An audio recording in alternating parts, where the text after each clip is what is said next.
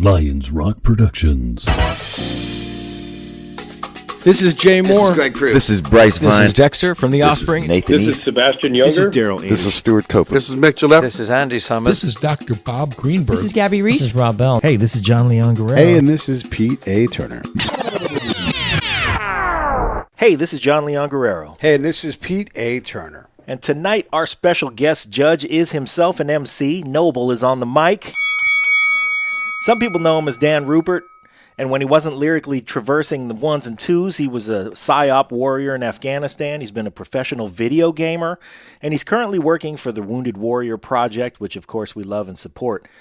But joining us this time to break down an album fight matchup that he brought to us, and it is a fucking brawl. In the blue corner, from 1985, the sophomore effort from Tears for Fears. With 5 international hit singles, it was their best-selling album, Songs from the Big Chair. It's got its work cut out for it because in the red corner is an earth-changing album from the MC that some consider to be the best to grab the mic yet. From Queensbridge Projects, Nas with his 1994 debut, Illmatic. And with our pre-fight analysis, Dr. Barbecue, the birthday boy, Richard Lackey. Richard, what do you say?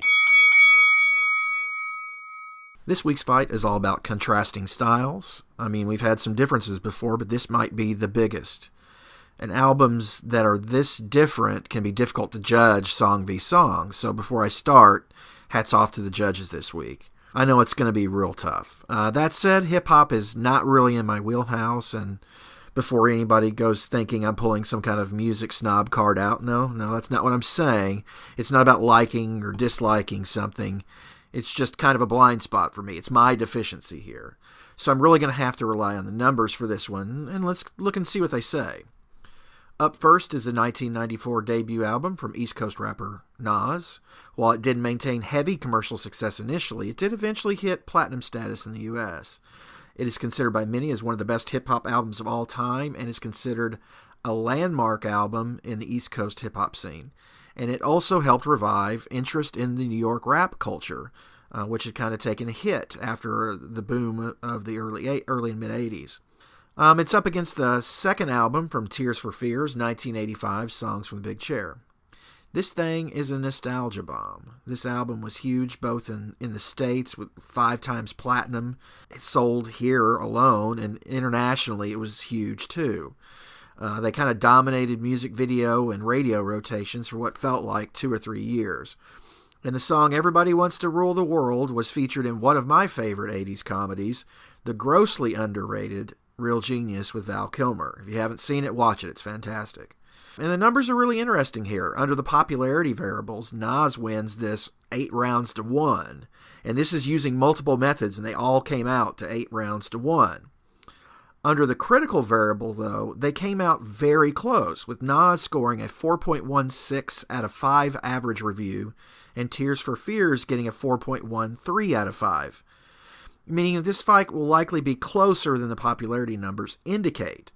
Taking the numbers into consideration and knowing at least 2 of the judges' personal leanings, I think Nas may eke out a win here, but I wouldn't be surprised if Tears for Fears gets at least one of the judges. I honestly have no idea how I'll score my unofficial card, but we'll see after the fight, and I'll report back to you on the post-fight.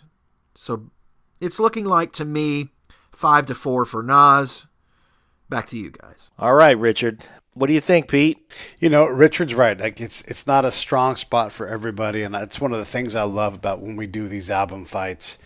We push ourselves to go ahead and figure out how this works. First off, Nas versus Tears for Fears, that's crazy. And then, ask me about a whole bunch of other bands and I can give you a lot more insight. I had to do a lot of work to understand Nas and be fair to him. And that's a gift to me. So if nothing else, I'm stoked because I get to have a little more Nas in my playlist now. How about you, Dan? What do you think? So I really struggled with this one. I didn't think it was going to be as close as it was in my book, but both were very important to me and impactful to me in my life. So I thought it would be a really good battle. I think so. So let's get at it. Round 1. We bundled the Genesis and New York State of Mind and put it up against Shout. Yeah. Hey, yo, Black, it's time, word. Dan, start us off. What'd you think?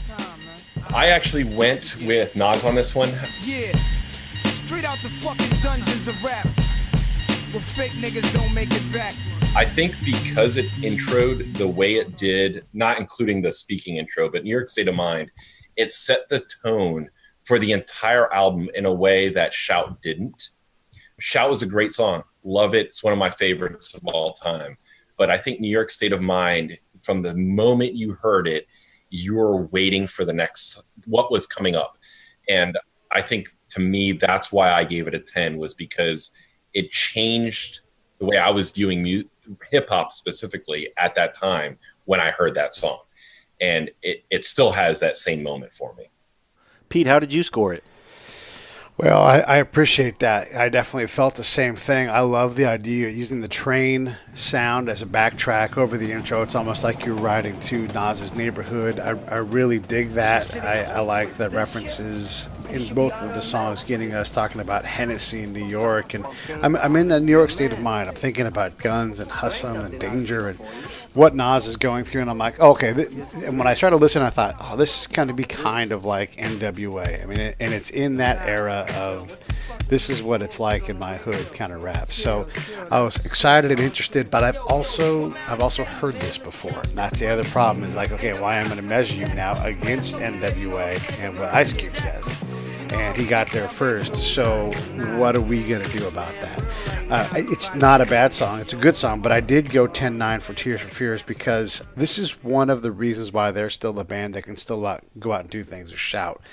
And they use the Dirtle Door in their video, and though that doesn't typically go into what we do in our analysis, that's them saying we're on par with the Impressionists of the late 1800s. All of the people that go out to the Dorset coast and they do something out there, it's because they're inspired by bigger things, and this is big music. This is the big music era, and they're talking about big things. So I dig what Nas has done, and I'm ready to go on the ride with him, but this is a hit that they're going against, a big hit. And like you said, Dan, maybe the best song of the year. We talked about this off mic. So 10-9 Tears for Fears. Okay. Well, New York State of Mind was produced by DJ Premier. He used samples of Mind Rain by Joe Chambers and Flight Time by Donald Byrd. This is an example of the mastery of samples, if there are any doubters out there, because we're putting this album up against Tears for Fears, a band that is so known for its musical dexterity. DJ Premier also cut in lyrics from Mahogany by Eric B. and Rakim for the chorus of the song, which was either prophetic or it was a deliberate acknowledgement, depending on whether the chorus was assembled after Nas recorded his verses. Nas dropped this track in one take. It started the Illmatic sessions, and for him to walk into the studio on the first song that they were working out and bust the verses in one take, he effectively took the torch from Rakim. And that torch taking cannot be understated. Shout, however, is iconic. Like you said, Pete, it was a big hit. It was a huge hit. It was a top 10 single in 25 different countries.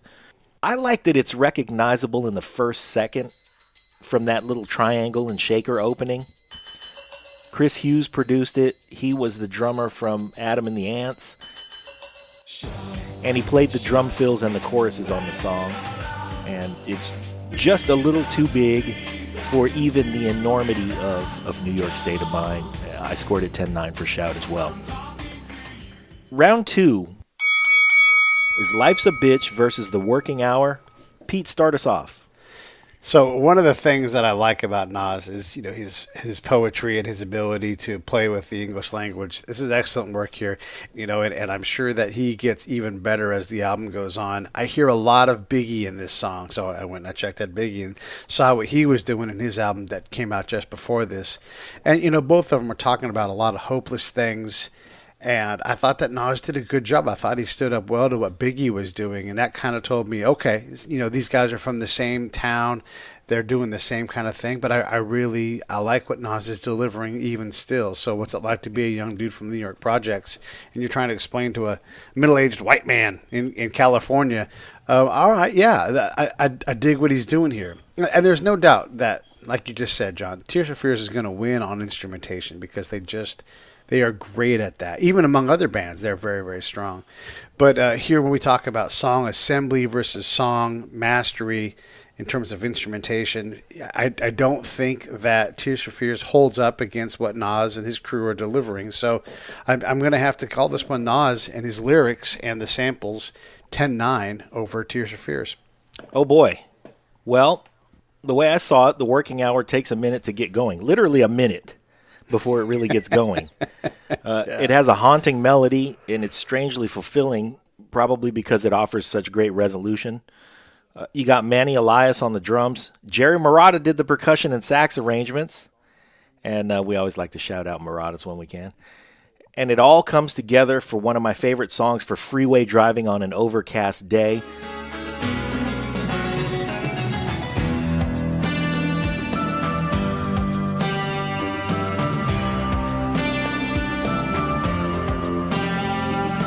Pete, I'm going to say, especially on that Warren Freeway, which is a tree-lined interstate between Berkeley and Hayward through the Oakland Hills. 13. Yeah, 13 is perfect for this song. Then you got Life's a Bitch, which opens with the first verse ever captured of AZ. It's a brilliant verse, and he may be the most underrated rapper around.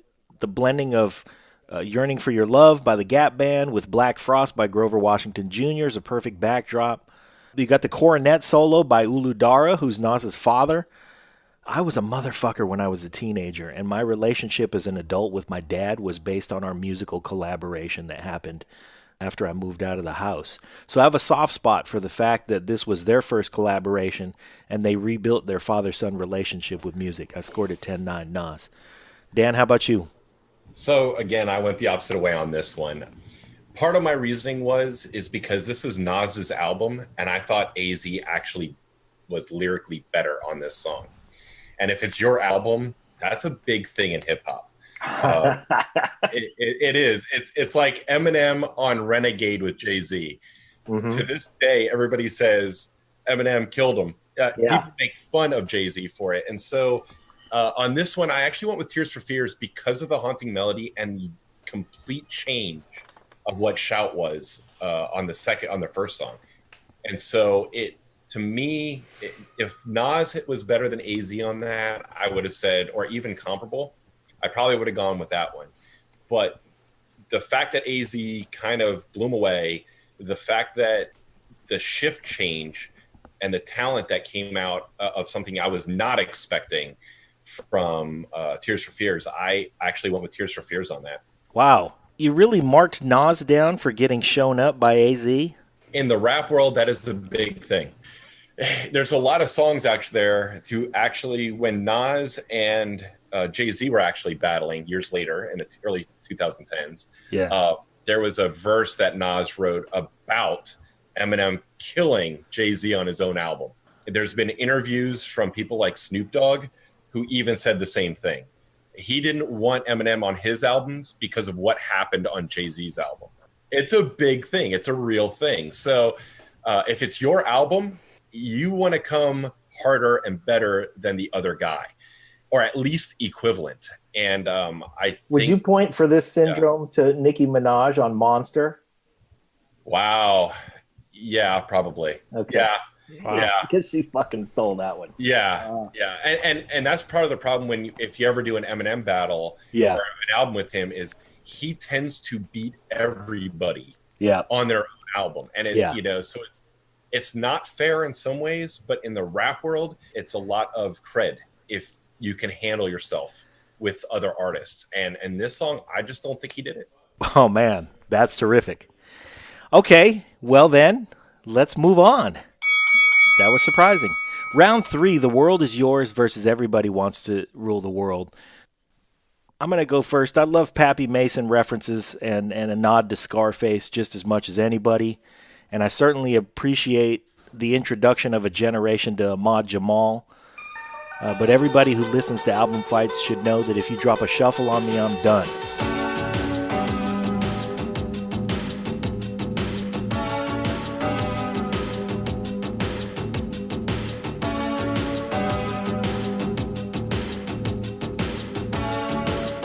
So for my drum nerds out there, Everybody Wants to Rule the World is in 12/8 with eighth note triplets played on the hi-hats over a Linn drum looping dotted 16th notes on a shaker. It's a beautiful rhythm. They still play it this way live, and this is a beautiful song for a young drummer to learn and internalize this feel because it's really different. And if Tears for Fears lines up its songs, I think this is the greatest one. So kudos to Kurt Smith for the vocals. The World Is Yours was just okay. I scored a 10-9 Tears for Fears. How about you, Pete? I know I'll probably be in the minority here. Tears for Fears clearly has a career-defining hit, and Everybody Wants to Rule the World. However, they're both singing about world ownership, and Nas's version of this is way more fucked up and heavy. I mean, this is the time where the topics of the song and the points of view, they line up nicely to give you a real compare and contrast. And yeah, we're singing about significant worldwide heavy themes with Tears for Fears, but Nas is on a different level. And there's just one line I want to bring out. Odds against Nas are slaughter. Fuck. Jesus Christ. I mean, celebrating being able to barely survive, most likely dying, taking drugs to escape the reality that is their lives. I don't dare touch that. That's 10-9 Nas all day long for me. Okay. Dan? This was probably my hardest judging right here. And it was because both were talking about a very similar topic.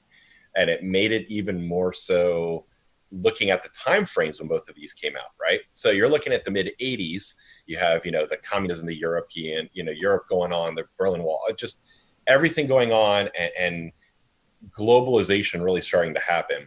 And then you have Nas talking truly about the streets and exactly what that looks like and how that looks in his world. And I just, this one, I probably could listen to it 50 different times back and forth and rule it different back and forth. But I think that at the end of it all, the production of the Tears for Fears, Everybody Wants to Rule the World, and the hook that was in it, the sound hook that was in it, it's one of the most recognizable songs, even today, that I couldn't overlook that. I couldn't overlook the impact of what Everybody Wants to Rule the World, not just for Tears for Fears, but as music, people who listen to music will know that song the second it hits. And for a lot of reasons of what people said about Shout is how I felt about Everybody Wants to Rule the World. 10-9, Everybody Wants to Rule the World over The World Is Yours. But man, that was a hard one. It was a hard one. Yeah, it was tough. Keep it going for us, Dan. Round 4 is Halftime versus Mother's Talk. How'd you score that one? I went with Halftime. I thought it was interesting that they put this song right in the middle of the record. I know that was an idea that probably came up in a session in the studio. It was like, hey, we're putting this right in the middle of the album.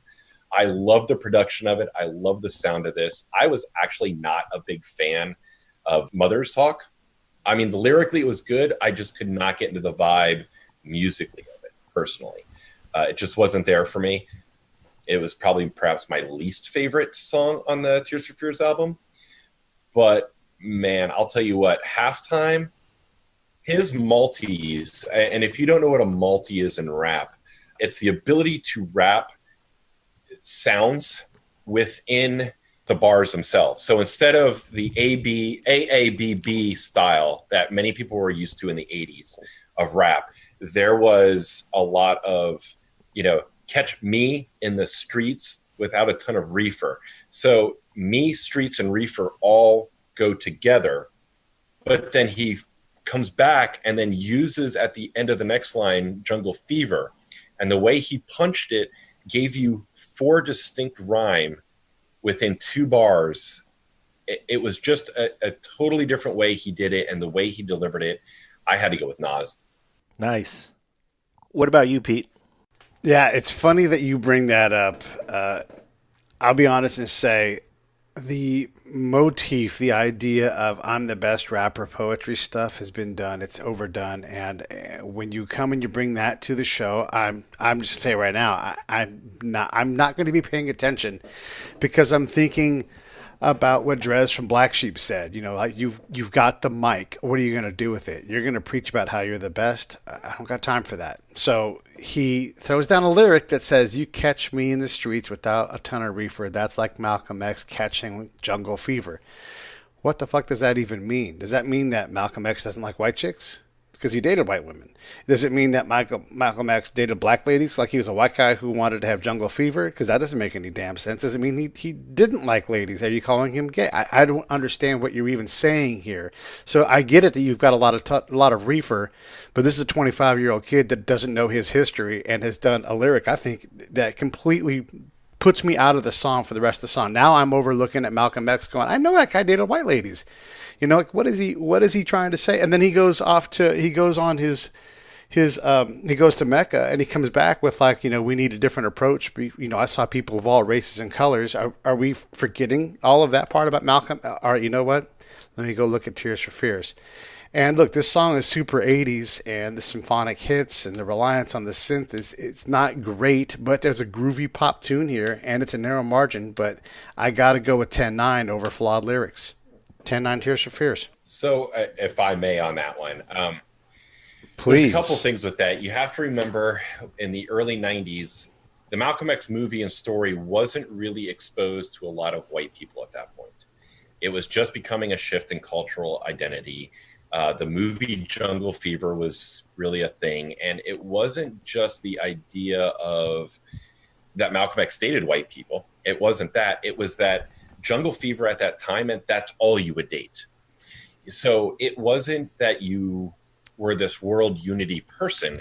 It was, hey, I'm only going to date this race.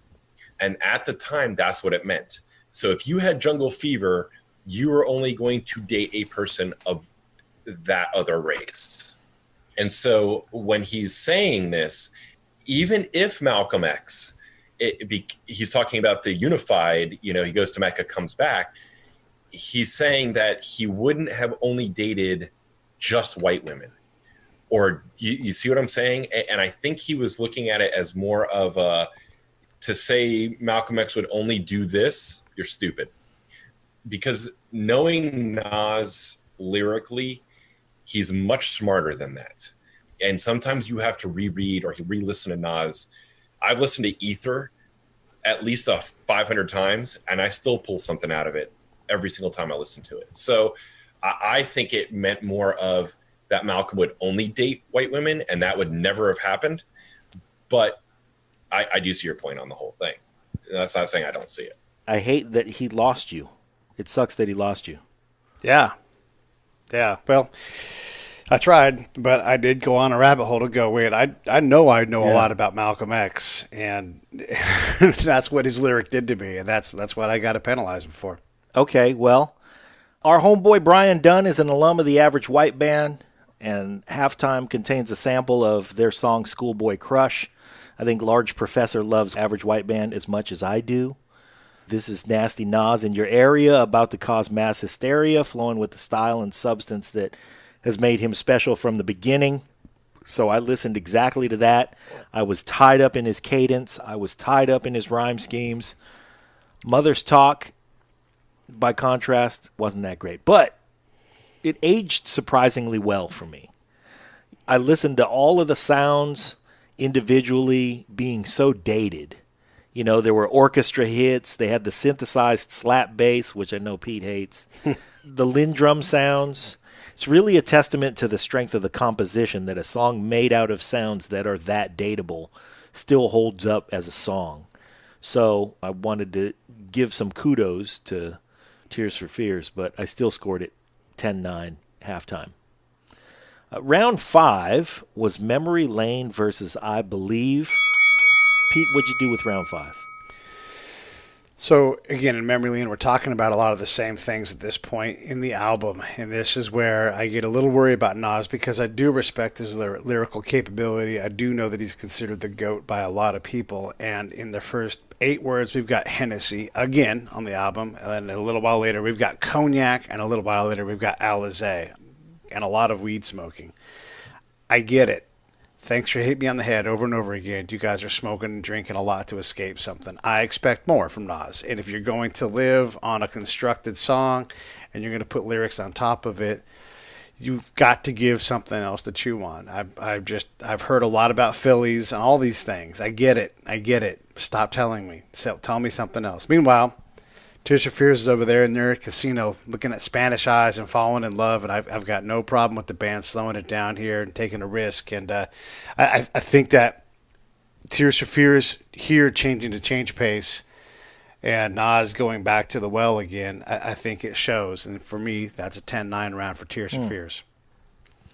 Well, the way DJ Premier slowed down Reuben Wilson's We're in Love really hit me. I really liked it. It sits right on top of Marley Marl's Dropping Science, which drives it just enough to make it have a wonderful tension. I did like Tears for Fears for what they were trying to do with I Believe. The vocals are layered nicely with the saxophones, and the piano part is lush and beautiful. But the song has aged, in contrast to Mother's Talk, which had the dated sounds. So it's kind of weird for me. I Believe stays on its feet, but the knees wobbled a little bit. I didn't score it a knockdown, though. Memory Lane takes this one 10-9. How about you, Dan? So I actually went with Pete on this one. I Believe, to me, I really like the sound to it. I love the sax. I love the sound that it had. And Memory Lane, I actually have to agree with Pete a little bit. There was very little in it that made me really go Memory Lane other than the music. There's a couple really great portions that he put in there, but then it seemed like he was trying to fill it with, again, I'm the best. And this one I actually had to blank him for, or knock him for. The great line is my pen taps the paper, then my brain's blank. I see dark streets hustling brothers who keep the same rank, pumping for something. Some will prosper, some will fail.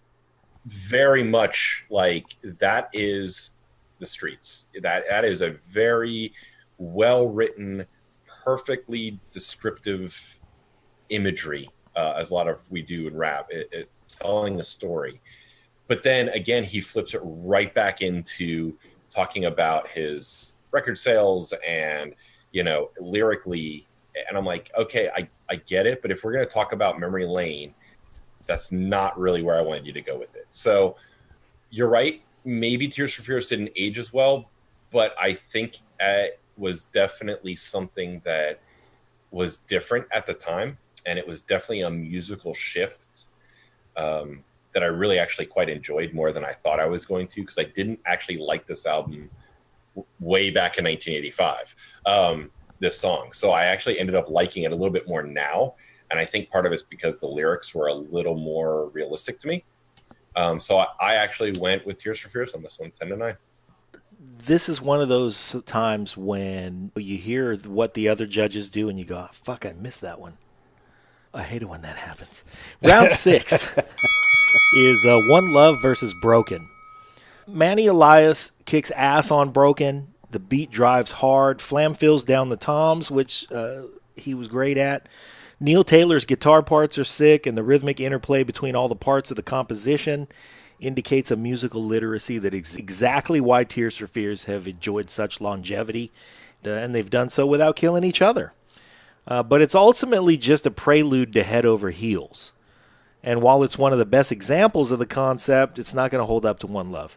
One Love is brilliant. This is mainstream America's exposure to the urban black experience through letters to Nas's incarcerated homeboys, telling them what they're missing outside. The birth of a child, who's been shot, who's taking over the trade in the neighborhood, mothers and siblings coping without them, and the next generation losing their innocence even younger. This is the opposite of what Pete didn't like about Memory Lane, which was him going back to the well and talking about Courvoisier, or, all of the things that are cliche.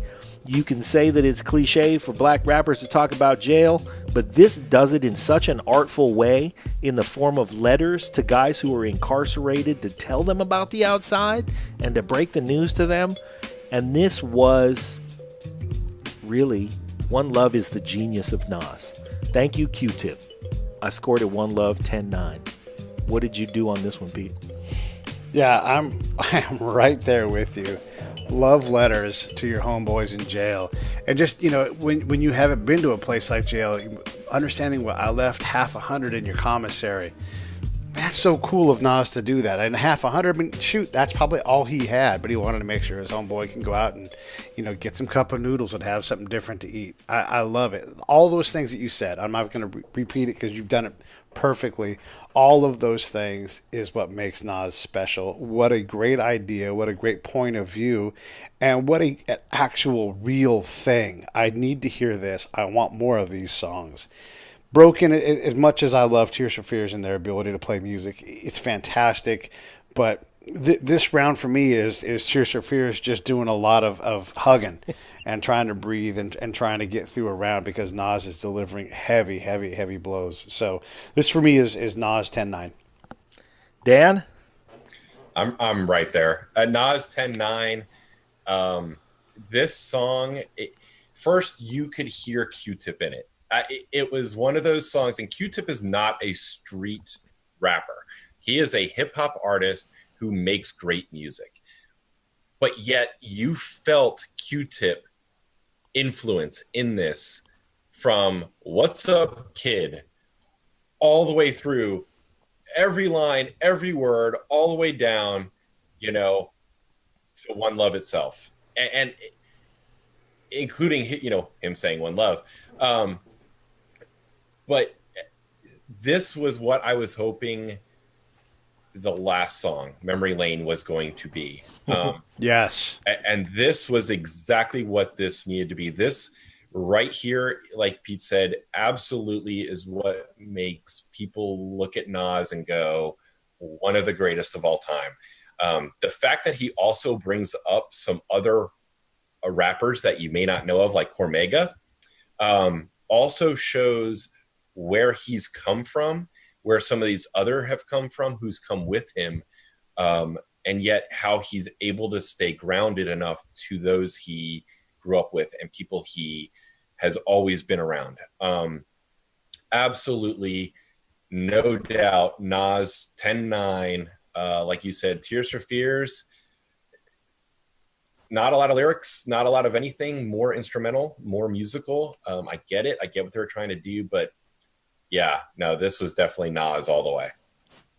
All right, well, keep us going into round 7.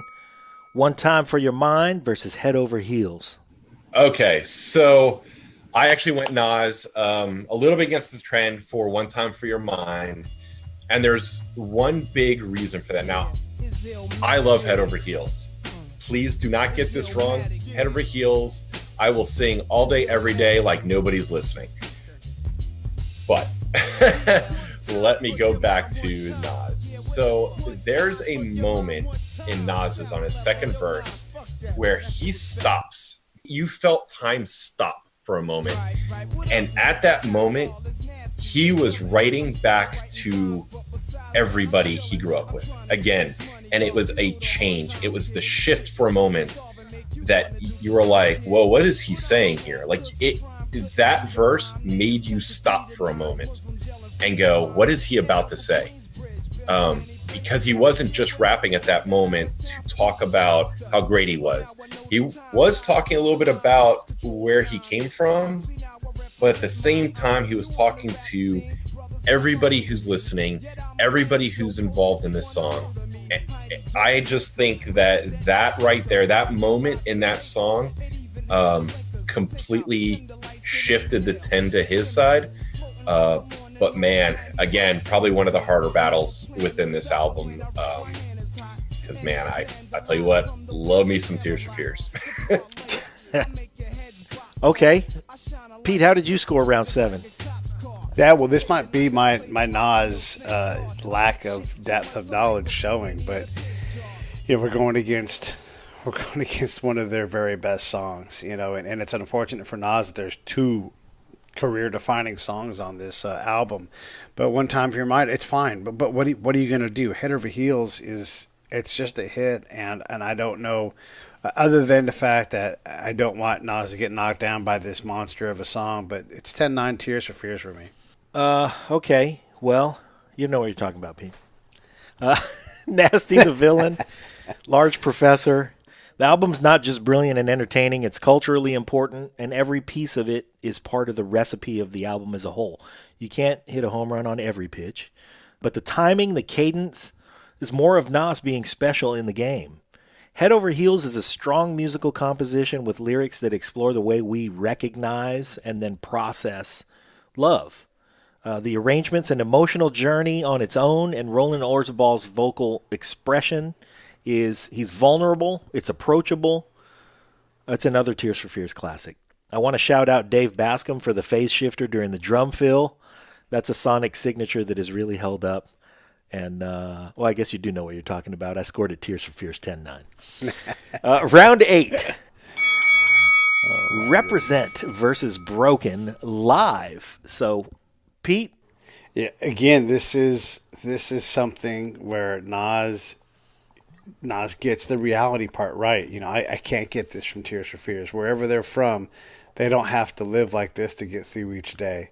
And, you know, against Broken, you're talking about coming back to the same well again the last time, and it's just them hugging again. So I just barely, and I'm not convinced it's not a mistake, but I just barely give this round as a 10-9 instead of a 10-8 to Nas. But I really feel like I should have corrected myself and done this as a knockdown round. I'm just not impressed with what Tears for Fears delivers here. So represent 10-9.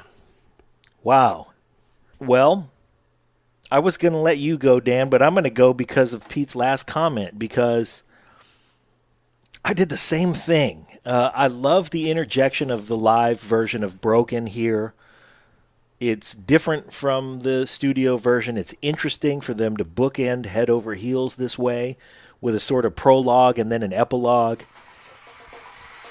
And Tears for Fears is famous to this day for their strong live shows.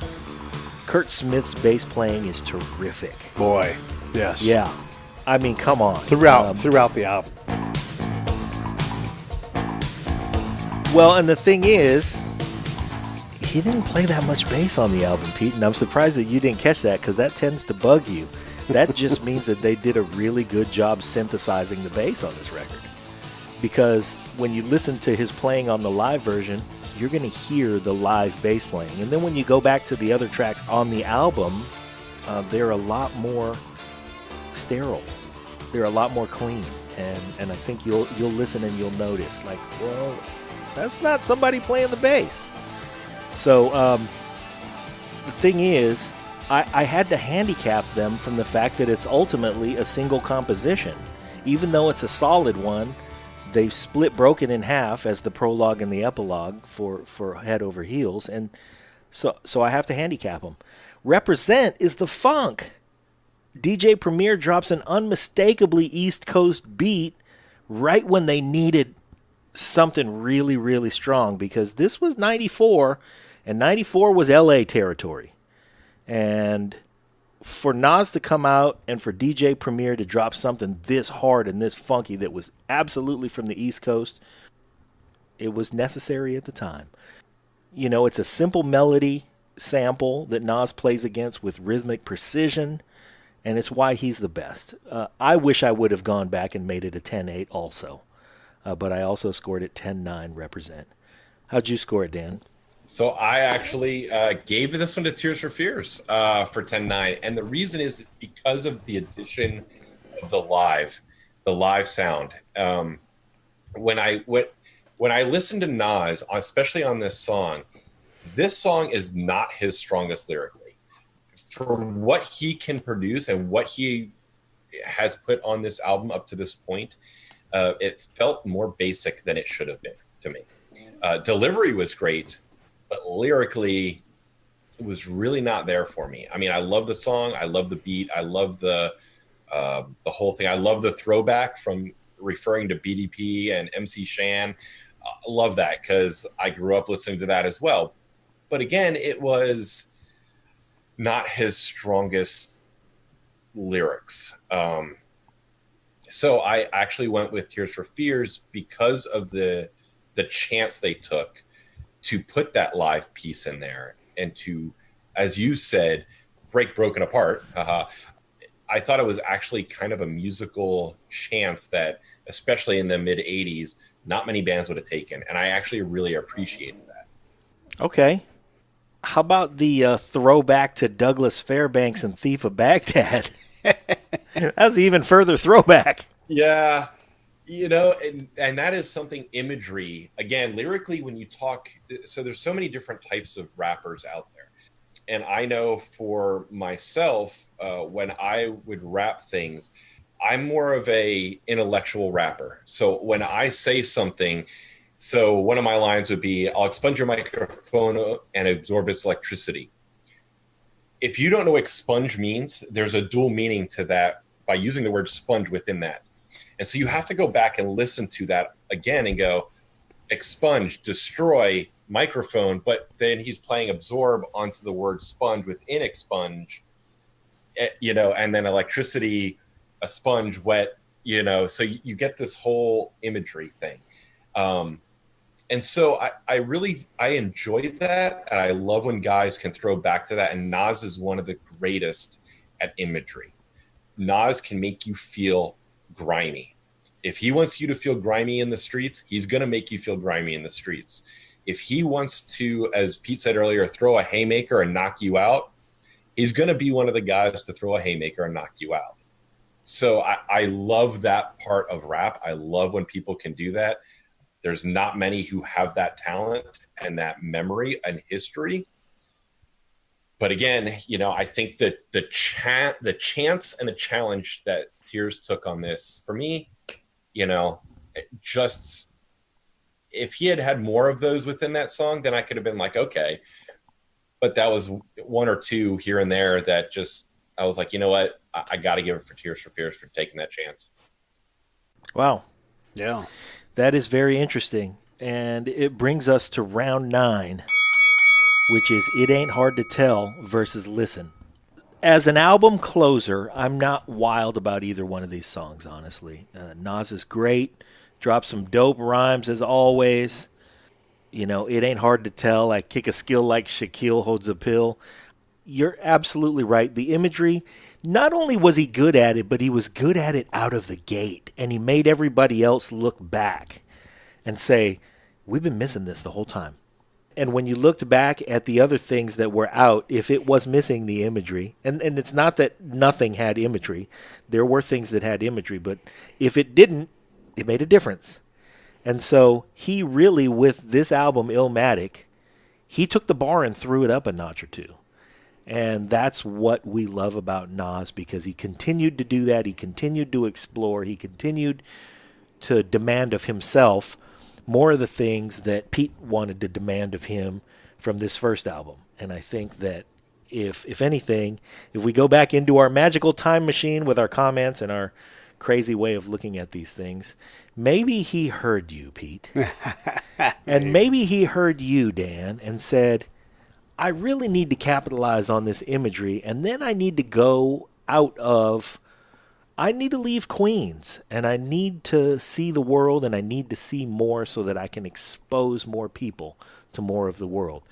And for that, I will say, I liked that about this album, and I wish that the album would have ended with more of a boom. Listen was ethereal, it was meandering, and I got lost in it, and not in a good way. I just got lost in it. I wasn't wild about it as an album closer, especially following the live version of Broken. I really was looking for punctuation, and by punctuation, what I really mean is an exclamation point. And I was looking for it from both of these artists. And I think they both kind of fell short, but I scored it 10-9. It ain't hard to tell. Pete, what did you do? I think the things you said are exactly right. Turns out I expect a lot from Nas, and I can see a lot in what he's doing. And I get that he's the kid in the park who was afraid to grab the mic, and now he's in a studio and he's recording. But a lot of this stuff is stuff that's meant to impress a bunch of dudes in a park. Like, it ain't hard to tell I excel, then I prevail, because I got my lunch pail, because I deliver the mail when I set sail. Like that kind of scrap. And if you couldn't tell, some of those lyrics were mine. But look, here's the thing: is that's all cute. And that's great when people are like, oh, damn, your pants don't fit, or whatever Jay always talks about. But, yeah, you're in the big time now. You're putting out something that's really, really important. And like you said, John, when he goes to Paris, when he goes to Morocco, when he goes to all the other places, and he gives us that part of that city, you know, if you're in Fez doing the same thing, it's important. And the lyricists that do this well, and I'm going to use Bono because it's harder to do it better than him, he goes places and he brings us what's important out of those places. And I expect that of Nas, which is a huge compliment to Nas. It's not criticism, and I know he gets there. But, yeah, this is his rookie effort, and it's cool in the rap world, but he's got a bigger tasking, I think. And I don't get impressed by you telling me how you're, you know, I'm the greatest rapper you've ever seen. I'll battle anyone from here to Sing Sing. That kind of crap. That's great. You can do better than that. That's what other guys do. That's what sucka MCs do compared to what you do. So I want more from Nas, and I didn't get it here. And frankly, I penalized him for it because he goes to this well too many times in the album. And like you said, I was let down by both of these final tracks, and I think a lot of Tears for Fears, and I think a lot of Nas. But I'm going to go ahead and go to Tears for Fears and their musicality and give them a very narrow 10-9 in this last round. Dan, you started us off. Yep. Bring it home, baby.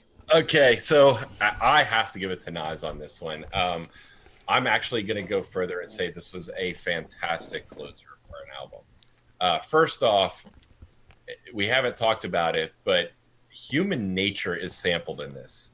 We are talking Michael Jackson, and you're closing with Michael Jackson sample. Seriously. That takes some cojones to do. Let's be very realistic about that. You know, and then I actually liked some of his imagery in this in ways that he didn't quite get to on the whole album at moments. And so he brought some lyrics and some things that you were like, man, how did you even think about that? It's like, I'm like Sly Stone and Cobra. First off, who in the world remembers Cobra as a movie? That was terrible. But yet, here you are writing a lyric about it. I love the way he was one of the first people. There's a line in there where he says... Hold on. I'm pushing back, goddammit, because I want to give you the last word, but I got to throw some things in. Number one, everybody remembers Marion Cobretti. So he had that stupid match in his mouth, maybe like UL Washington, but he had a match instead. And the other thing I wanted to say was... I was not all that impressed by this sample of Human Nature, and if I haven't already said it, I love Large Professor. But if you want to see, I love it when a song takes a sample to the place where now that song owns that sample. And if you want to see what Human Nature's supposed to do when somebody takes it and owns it, I would point you to SWV and Right Here. Because they took that sample, and now when you hear the song,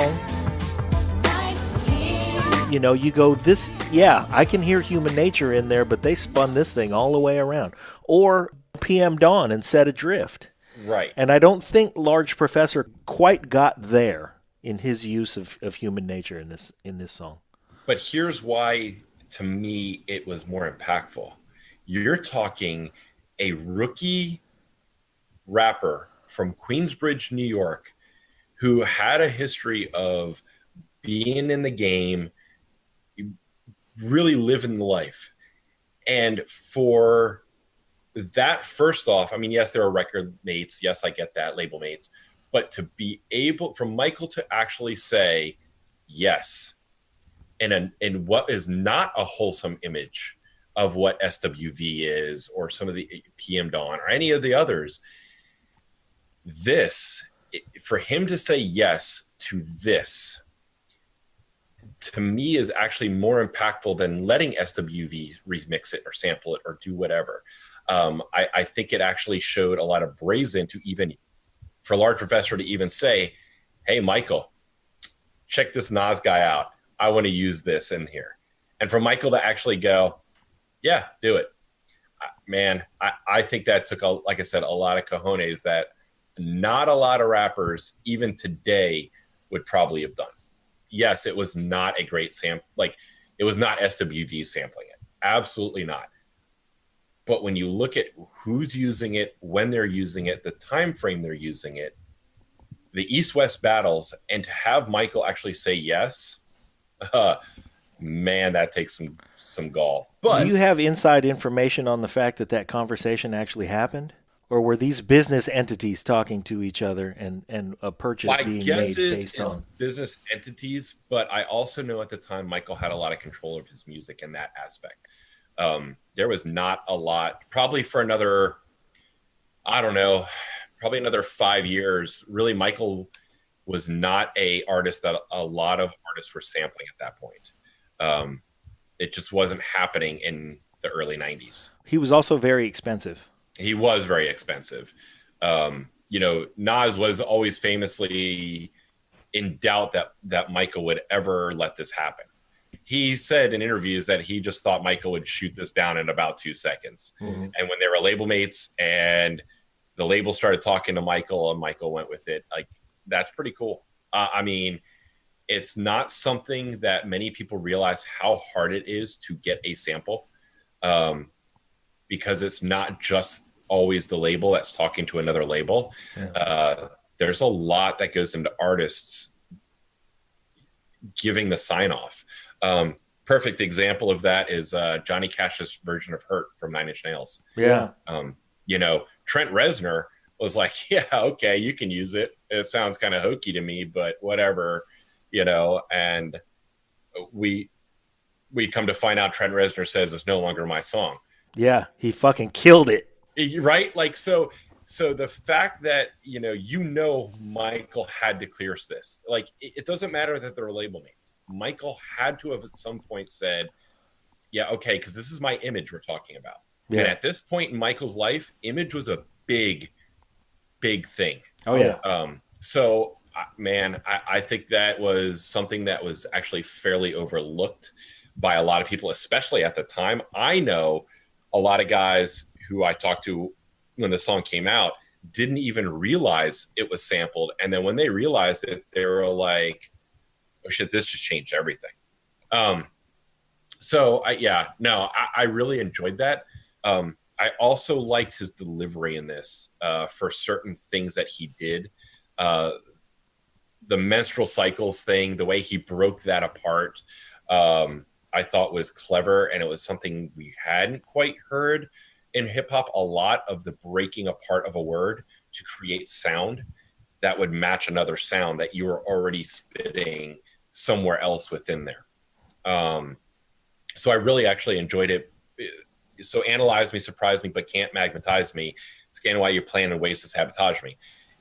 Again, the multis within there, it was a good throwback to the old style of hip hop, but yet brought in this new version of, hey, we don't have to do the AABB thing and continue on with it. We can totally do whatever and match it up to some music that you have never heard before. So again, I actually liked it as a closer. I think it set up Nas perfectly for future Nas.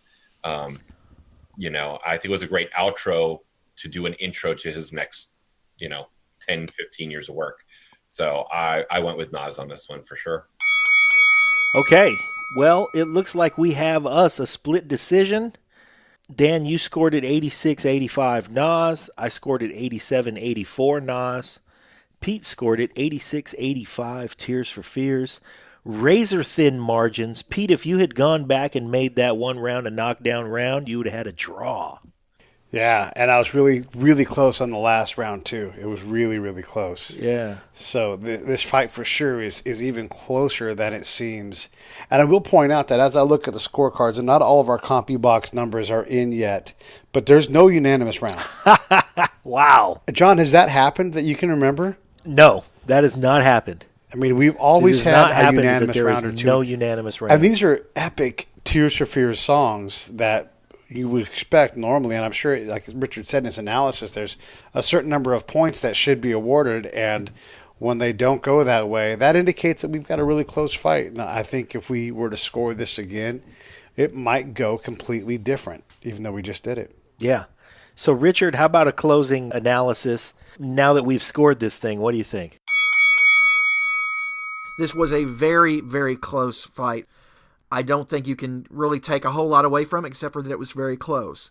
Like I said, I was not particularly close in mine. I thought Nas walked away with this at a 6 rounds to 3. John, who is brilliant, of course, agreed with me. He also had it 6 rounds to 3.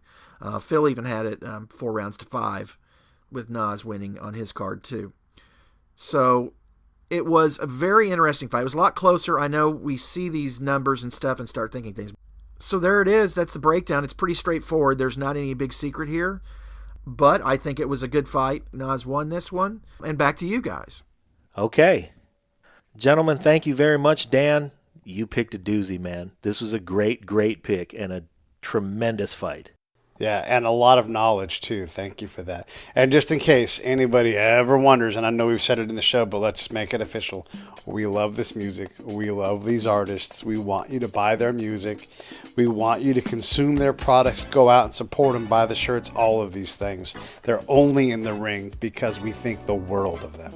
Absolutely. So if it sounds like we're being critical, we're being a little bit critical, but we're being critical of the things that we absolutely adore. Well, thanks, fellas. I appreciate you guys coming on and doing all this crazy album fight stuff with us. Dan, thanks a lot, man. Thank you guys, and if you ever want more, I'll be happy to suggest more. Awesome.